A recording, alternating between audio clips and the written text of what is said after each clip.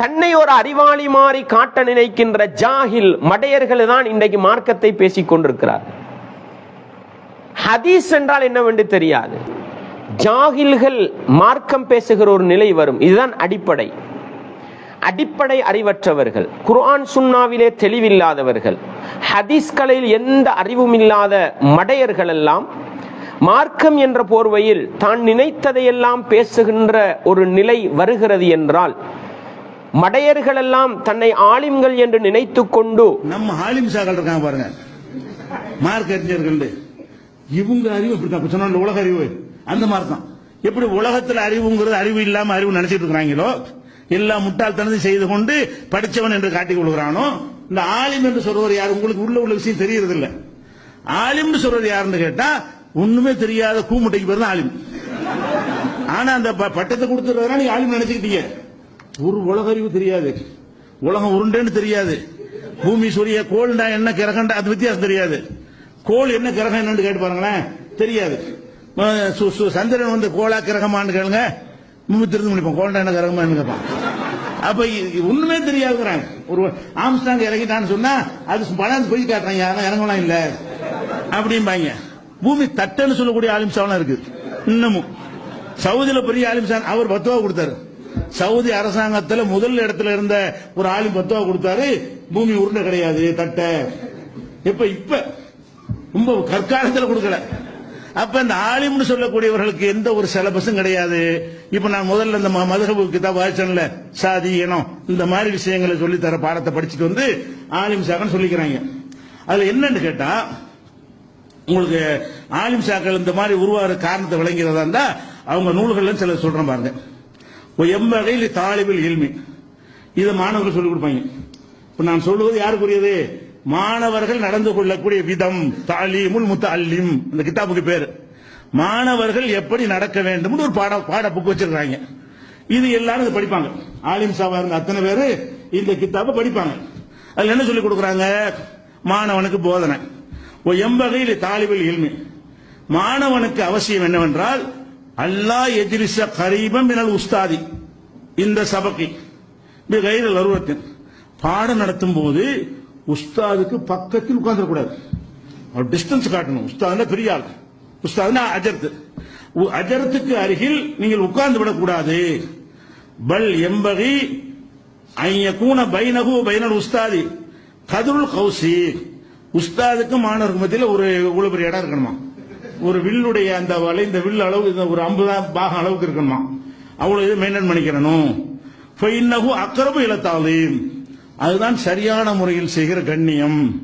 அப்படி மொழியில் ஏத்துவாங்க. அசர்த்துண்டா எப்படின்னு அவனுக்கு தனக்குத்தானே ஏத்துக்கிறது தான்.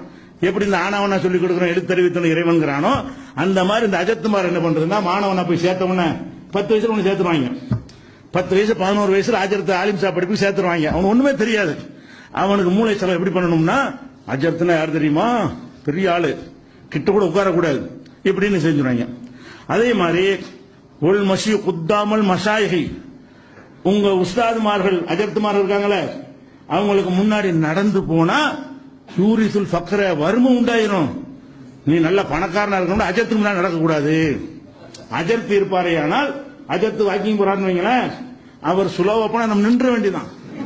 ஏன் அவரை முந்தியே போக கூடாது. முந்தி போனா என்ன ஆயிரும்? வறுமையாயிரும். இவன் ஏதோ சம்பாரிச்சு பணக்காரனா நினைச்சிட்டு வந்துருப்பானா, ஆஹா இதை செஞ்சு நம்ம ஏழையா போயிட்டு என்ன பண்றது, இப்படி மண்டையில ஏத்துறாங்க. மார்க்கம் இது. இது எவன் எழுதினாண்டு வேடிக்கை என்ன தெரியுமா? இந்த கிதாபுல முன்னிலையில போட்டிருக்கிறாங்க. இதை யார் எழுதினான்னு தெரியவில்லை.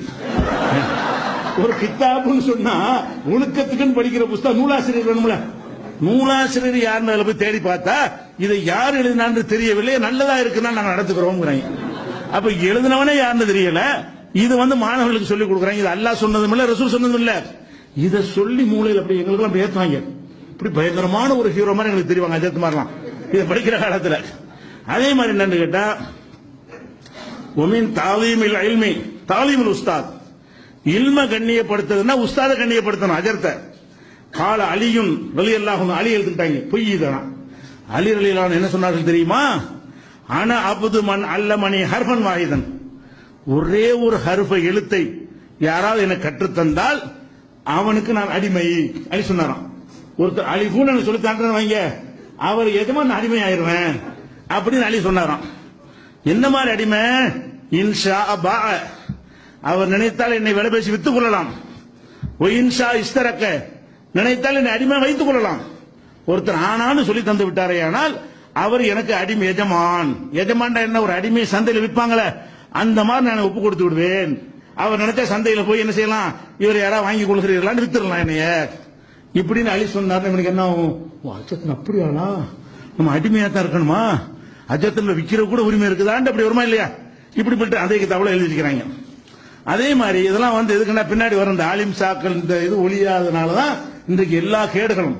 இவர்கள் யாரு, கல்விண்டா என்ன, இவங்கள்ட்ட இருக்கிற கல்வியா, எதனால் பொதுமக்களுக்கு புரிகிற ஹக்கு இவங்களுக்கு புரிய மாட்டேங்குது. பொதுமக்களுக்கெல்லாம் விளங்கக்கூடிய ஒரு விஷயம் இந்த ஆலிம் சாக்களுக்கு புரிய மாட்டேங்குது என்றால் எப்படி செலவு செய்யப்படுறாங்கிறதுக்காக எல்லாம் சொல்றேன். அதே மாதிரி சொல்றாங்க, உஸ்தாதுனா ஷேகுல் இமாம், அதாவது ஜீராசின்னு ஒருத்தர் இருந்தாராம். மண் அராத ஐயக்கூன் இப்னு ஆலிமன், ஒருவர் தன்னுடைய மகன் ஆலிமாக வேண்டும் என்று விரும்பினால், நீங்க உங்க மகன் ஆலிமா விரும்புறீங்க, அப்படி விரும்பினீர்களே ஆனால் எம்பகை ஐயுராயல் உரபா மினல் ஃபுகஹா, ஆலிம் சாக்கல்ல ஏழையா இருப்பாங்கல்ல, அவங்களும் கொஞ்சம் நல்லபடியா கவனிச்சுக்கிறீங்க. இதெல்லாம் பாடம். நீங்க உங்க புள்ள ஆலிம்சா வரணும் என்று சொன்னால் எப்ப ஆலிம்சா ஆக முடியும்? படிச்சுலாம் ஆக முடியாது. எங்களை மாதிரி ஆட்களுக்கு என்ன செய்யணும், கைமடை கொடுத்துட்டீங்கன்னு சொன்னா உங்க புள்ள ஆலிமாயிடும் அப்படி சொல்றாங்க. ஃபுகா கரீபா இருக்கிறவங்க, ஃபுகாக்கள்ல மார்க் அறிஞர்கள்ல ஏழையா இருப்பவர்கள் கொஞ்சம் காசு கொண்டு தாங்க, அப்பதான் நீங்க உங்க பிள்ளை ஆலிமாவும் என்று எழுதி வச்சுக்கிறாங்க.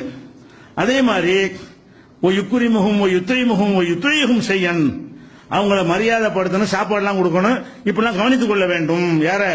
உஸ்தாதுக்கு சோறு போட்டு கவனித்துக் கொண்டால் தான் உங்க பிள்ளைய மார்க் அறிஞராக. என்ன பண்றான்? 7 வருஷம் படிச்சு மார்க் அறிஞராவ, அஜத்துக்கு சோத்த போடுவோம், அவன் என்ன செய்யறான், கூட்டிட்டு போய் அஜத்துக்கு கவரை வச்சு கொடுத்து நம்ம பிள்ளை ஆலிம்சா ஆயிரும். படிக்காமையே மதரசாவுக்கு போகாம மார்க் அறிஞர் ஆயிடுவார் நினைத்து கொண்டு தொழிலாம் போச்சு, இந்த அஜத்துக்கு சோறு கொடுத்து மார்க் அறிஞர் ஆயிடுவாங்க. இப்படின்னு உண்டாக்கி மக்கள் மத்தியில ஒரு இமேஜ், பொய்யான ஒரு இமேஜை கிரியேட் பண்ணி வைத்திருக்கிறார்கள். அதே மாதிரி புர்ஹானுத்தீன் ஒருத்தர் இருந்தாராம். அவர் என்ன செஞ்சாராம், பாடம் நடத்திட்டு இருந்தாராம். பாடம் நடத்திட்டு இருக்கும்போது எந்திரிச்சு நிக்கிறாராம். பாடம் கிளாஸ் நடத்திட்டு இருக்கிறாருங்க, நடத்திட்டு உட்கார்ந்து நடத்திட்டு இருந்தவர் திடீர்னு நிக்கிறாரு, மறுபடியும் உட்கார்றாரு, மறுபடியும் நிக்கிறாரு, மறுபடியும் உட்கார்றாரு, இப்படியே செஞ்சிட்டு இருக்கிறாரு. அப்ப கேட்கிறாங்களா மாணவர்கள், எதுக்கு எந்திரிச்சு உட்கார்றீங்க?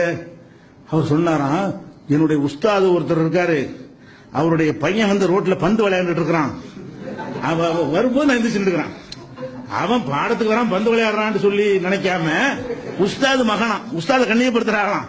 எதற்கு நிக்கிறேன் என்று சொன்னால், அந்த பையன் பந்தடித்துக் கொண்டு வரும்பொழுது கண்ணில் தென்படுகிறான், அதை பார்த்து நான் எப்படி உட்கார்வது? என்னுடைய அஜர்த்துடைய மகன் விளையாடுவதை நான் பார்த்துவிட்டு உட்கார்ந்து இருக்க முடியுமா? அவனுக்கு மரியாதை செலுத்துவது என் அஜர்த்துக்கு செய்யற மரியாதைன்னு எந்திரிச்சு நின்றுட்டாராம். பந்தடிச்சு நண்பன் ஓடி போயிருவானா, உட்கார்ந்துறது, மறுபடியும் இப்படி வருவானா, எந்திரிக்கிறது. இதுக்கு இவன்லாம் அஜர்த்தான். இவன் இப்படி எல்லாம் இருந்திருக்காங்கன்னா இவன் சரியான கூமுட்டேன்னு சொல்லாம ஷேகுனா புர்ஹானுத்தீன் இருந்தார், பெரியார் இருந்தார் சொல்லி கிறுக்க நுழையெல்லாம் பெரியார் நினைக்கிறாங்க.